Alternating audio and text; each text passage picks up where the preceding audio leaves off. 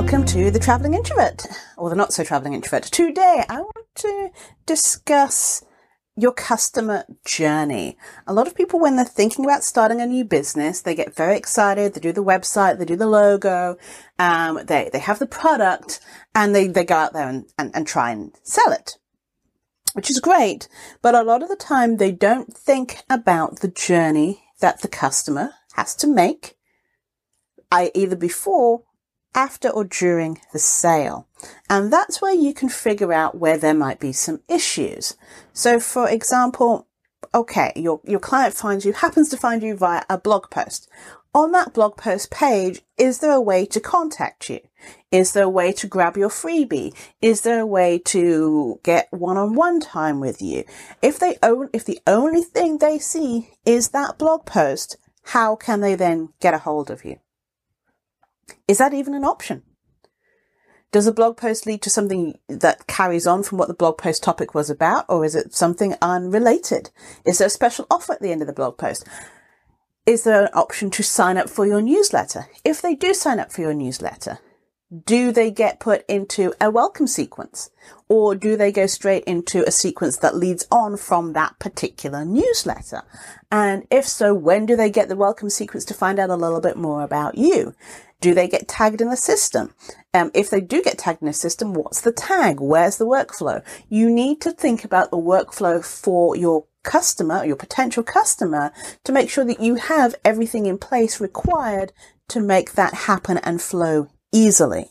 You want your customer to find out more about you, to feel like, know, and trust, but also have a very consistent experience. And so along with the emails, how do they then maybe buy a course from you or set up time with you? Is it easy? Do you always promote within your newsletter? The newsletter doesn't have to be a bit about the course, but at the bottom of your newsletter, are there calls to action? Like, if you want this information, click here. If you're more interested in this, click here. How do you go about segmenting your clients? Because you might have people who are interested in travel overall, for example, but some might be more interested in train travel or plane travel. How do you go about segmenting people in that way and keeping them engaged? So the other thing is, once they pay for a product, what happens? Do they get a welcome sequence from paying for that product, or do they get something else or something similar? Is there something that you could duplicate across all of your products, but they sort of get an email that's slightly tweaked? And what help and support do they get after that? Are all of your newsletter emails just like friendly neighborhood Spider-Man emails, or are they some of those kind of emails, but every month you give an overview of what you're doing that month? How do you break up the information that you give to your potential clients and your newsletter followers? Do you have different newsletters for different things? Once someone does start working with you, do they get a regular email? Do they get reminders for their appointments? How does that flow? What about payments? How do they regularly pay you? Do you invoice, or is it auto pay? Is it a subscription? So many coaches I know do manual payments, and so they're sitting there once a month on different days of the month, like figuring out how much someone needs to pay and then running their credit card manually instead of just setting them up with PayPal subscription. So they pay once and then it comes out at the same time every month.